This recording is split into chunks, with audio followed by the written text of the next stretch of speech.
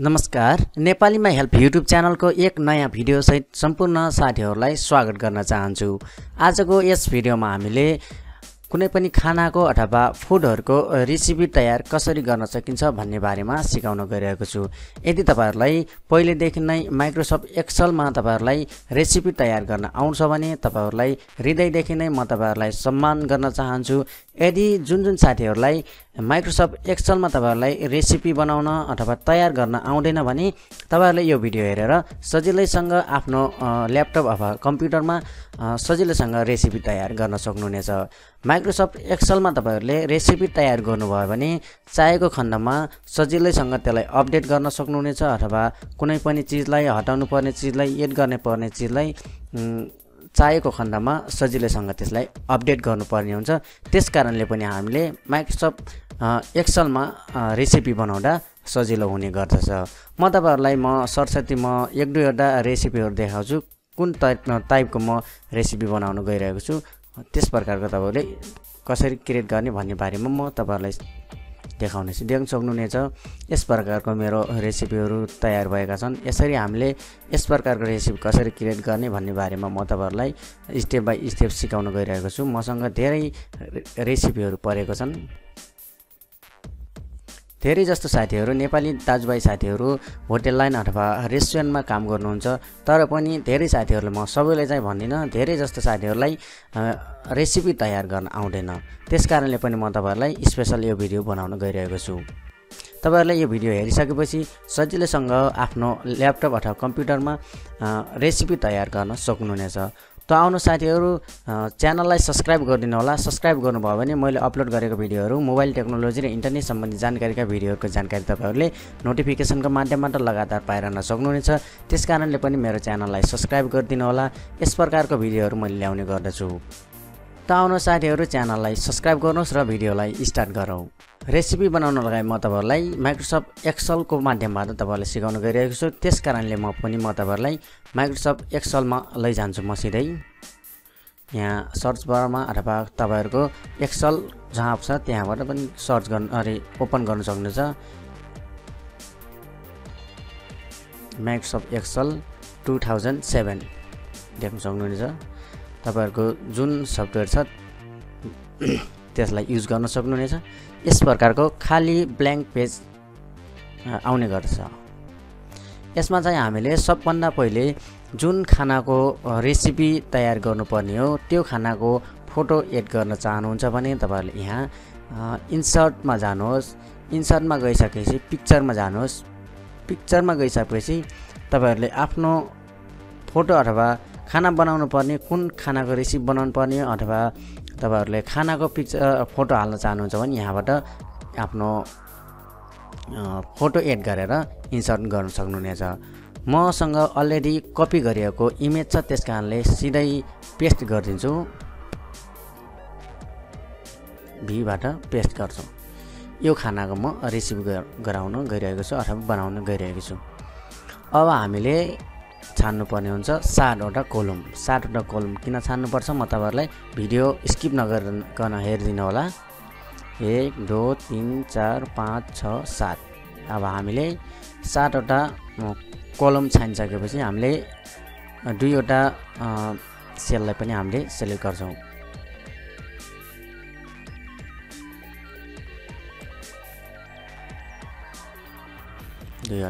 अब हामी 2 वटा सेललाई चाहिँ एकै ठाउँमा अब हामीले थोड़ा ठुलो स्पेस चाहिएको हुनाले हामी यसलाई मर्ज हामी यहाँ गएर मर्ज सेन्टरमा क्लिक गर्छौं। 2 वटा सेल एकै ठाउँमा जोडिएको छ। अब हामीले यसलाई कलराइज गर्नको लागि हामी फर्म्याट सेलमा जान्छौं। फर्म्याट सेलमा जानुहोस्। फर्म्याट सेलमा गइसकेपछि तपाईले एक एक गरेर हरेक चीजहरु पनि हेर्न सक्नुहुन्छ। Time, date, element, font, border. हामी सिधै फिलमा जान्छौं। हामीले कलर मात्र एड गर्नु छ, त्यसकारणले हामीले कलर चेन्ज गर्छौं। ओके, कलर चेन्ज भइसकेको छ। हामीले अब यो जो पिक्चरमा देखाइएको खानाको नाम हामीले एड गर्नुपर्ने हुन्छ। त्यसकारणले हामीले यहाँ क्लिक गर्छौं। खानाको नाम रहेको छ भेगन बोल।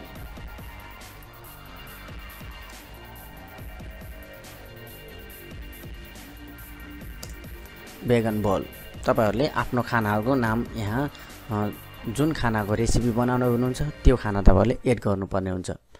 अब साइडमा रहेको छ यसलाई देख्न सक्नुहुन्छ, यहाँ साइड कोनामा रहेको छ। हामीले क्लिक गर्ने बित्तिकै यहाँ सेन्टरमा आउने गर्छ।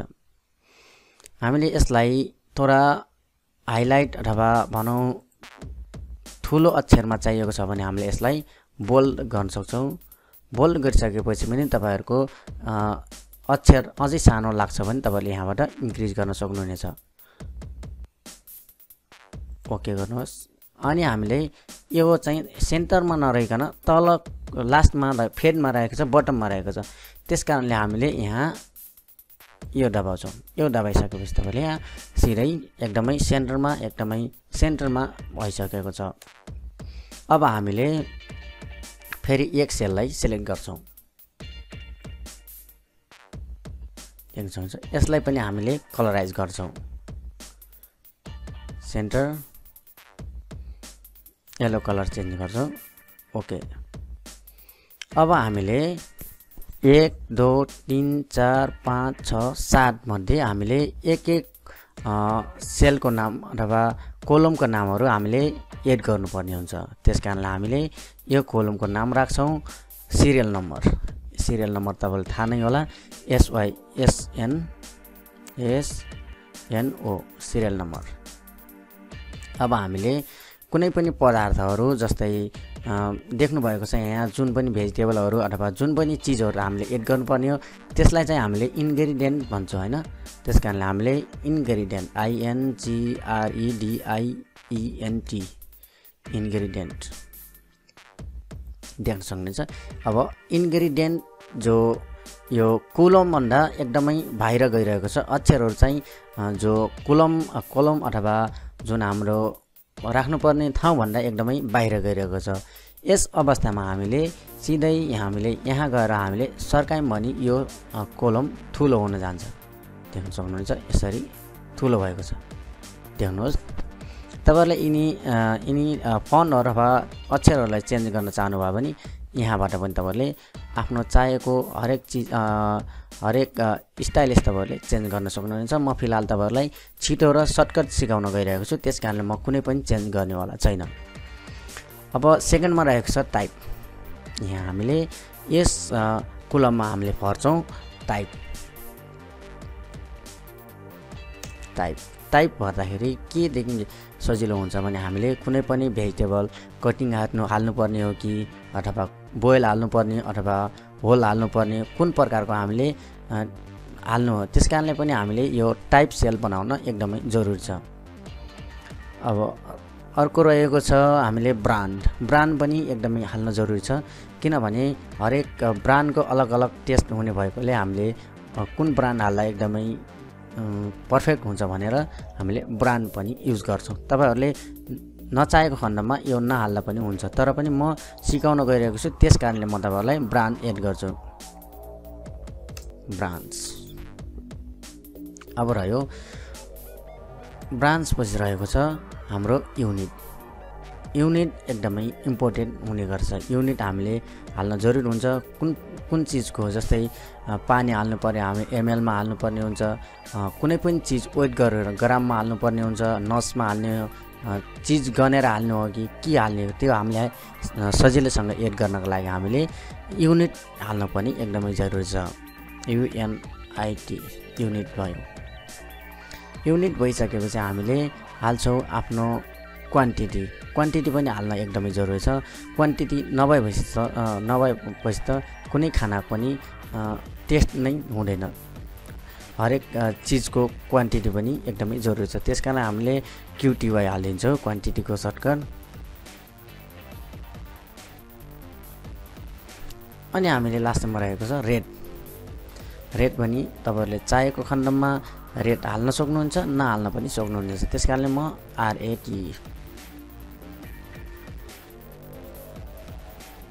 ओके। अब हाम्रो इमेज थोडा सानो देखेको छ, त्यसकारणले हामीले यसलाई थोडा बडा पनि अथवा ठुलो पनि बनाउन सक्छौं। यसरी ड्र्याग गरेर ठुलो बनाउन सक्छौं। अब हाम्रो सेल पनि तयार भइसक्यो। अब हरेक चीजहरु हाम्रो तयार भइसकेको छ। हामीले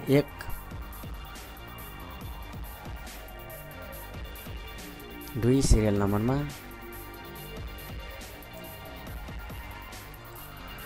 अब हामीले सिरियल ड्र्याग गरेर पनि यसरी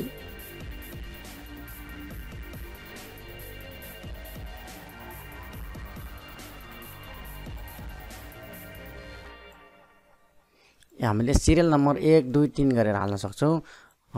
यहाँ माइक्रोसफ्ट एक्सेलले अटोमेटिकली पनि यहाँ हामीले एक गर्न सक्छौं। त्यसकारणले 1 2 3 4 म तपाईहरुलाई छिटो र सर्टकटमा सिकाउन गइरहेको कारणले म तपाईहरुलाई छिटो सिकाउन गइरहेको छु।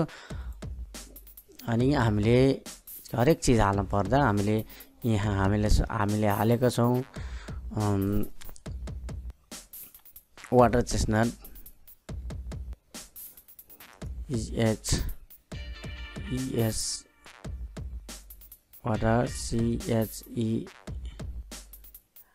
CHESNUTS water chestnut, snow peas,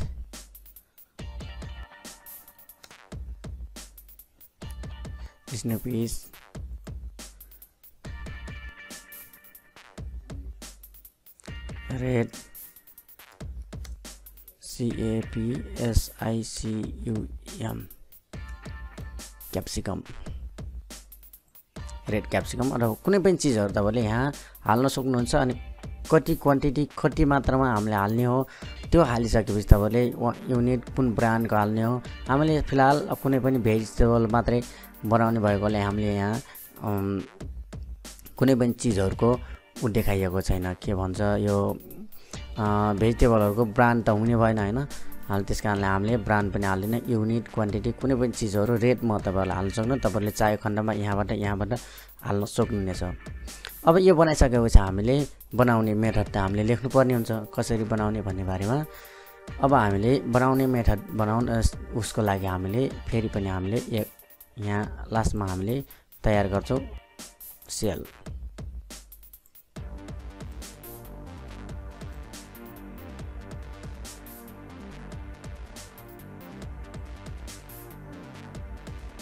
यसरी तयार गर्छौं। अब हामीले यति छानिसकेपछि हामीले सेन्टर एन्ड मर्ज यस अप्सनमा सेन्टर एन्ड मर्ज गरिसकेपछि हामीले यहाँ मेथड लेख्छौं।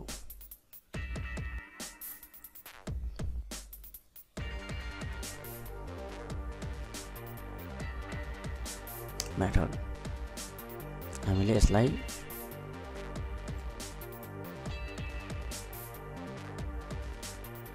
हामीले टपमा ल्याउन सक्छौं। यसरी हामीले यसलाई मेथड ल्याइसकेका छौं।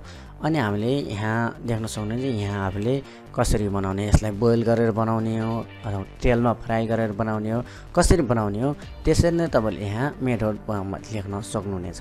यसरी तपाईले कमेन्ट गरेर पनि लेख्न सक्नुहुनेछ। धेरैजसो साथीहरुलाई यो बुझ्नुभयो होला भन्ने मैले आशा लिएको छु। यदि तपाईहरुलाई यो भिडियो मन पर्यो भने कृपया लाइक गरिदिनु होला र च्यानललाई सब्स्क्राइब गर्न नभुल्नु होला। त आजलाई यति नै।